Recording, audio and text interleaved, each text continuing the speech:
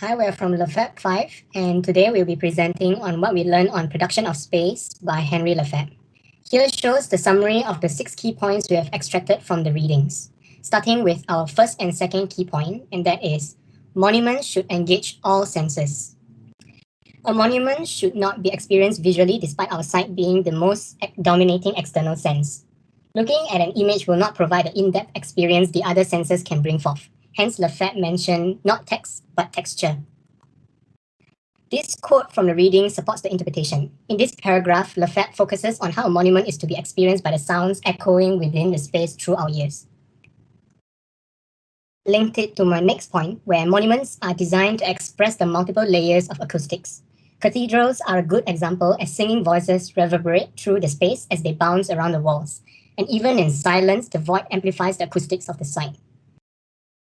What I believe is that acoustics embody the character of the space, and that is because of these multiple layers of sounds. Collective memories are then formed as they attach to the acoustics within the community.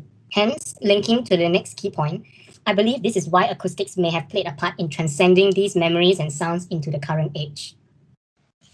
For key point 3, monuments are durable as they transcend through time and death. Monuments act as a host in carrying the remnants of the past while sustaining itself through time. The strength and the beauty of monumentality depends on the durability as it passes through different times in history. As the world constantly changes, having the monument sustaining itself willfully through these changes makes it seem undying, as mentioned with the phrase escape time in the quote, as if time traveling. It also transcends death, meaning like the lingering so-called vision or memories of pain and loss from the people in the past, creating a form of emotional connection towards the visitors today. Though not as completely as when the world we live in now, it's not the same as the world back then. One way it can be achieved was using the strategies of engaging 5 senses as mentioned previously onto visitors to set the atmosphere from the past. One example would be the Parthenon in Greece, where the ruins and debris exhibits the memories of the tragic explosion that destroyed the monument and took many lives. Bringing events of the past exudes its own maturity and significance of the monument as compared to a flawlessly constructed marble statue, which does not always render the same impact. The next key point, monuments are not an ornamental facade simply for aesthetic purpose. The significance of monumentality couldn't be evoked when building lost their practical usefulness. In turn, it can be understood as an empty symbol. The quote below support the interpretation above. For example, it is like the apple being coated in gold. However, the inside is a direct opposition, just like how the buildings are being well decorated with unnecessary ornaments or facade. Only the privileged are able to afford in beautifying the building that lost its significance in monumentality. Being living in a fake environment, we can only experience the stagnant moment unless there is dialectical transcendence occur. Hence, linking to the next point will further explain how monumentality is being integrated into human experience. So moving on to key point 5, monumentality is embodied through the human experience element. Monumental space could not be represented only through graphics and images. Fully convey the message of what the architecture need to convey to the user. For my understanding, Lefebvre thought there is much more potential in design, which we should be able to foresee the occasion that is going to take place. These can be represented through elements such as sound, echoes, movement, and the scale of space, which directly affect human experience. One of the examples would be the courtyard of Taj Mahal was meant to provide visitors with a space to get off the horse and be mentally prepared to enter. Hence, you are able to see traditional space between circular, external, and spiritual life interior. Linking to the next point, it will explain how monumental space should be designed to showcase the experience of monument.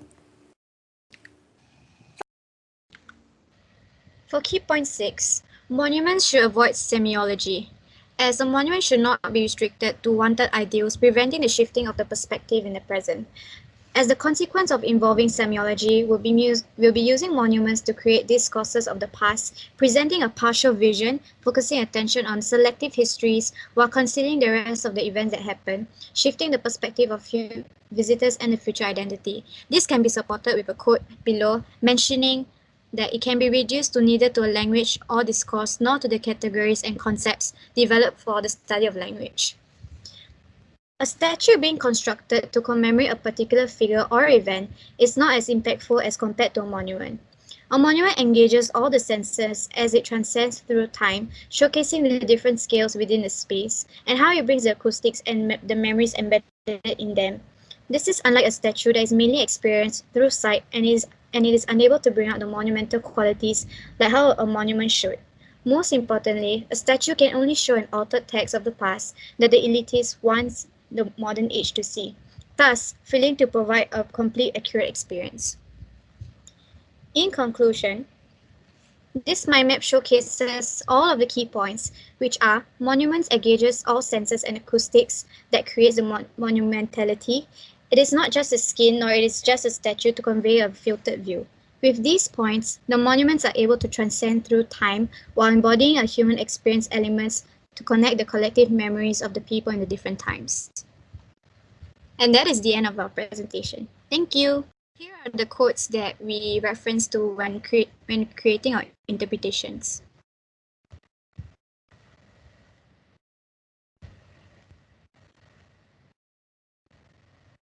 And here are complete interpretations.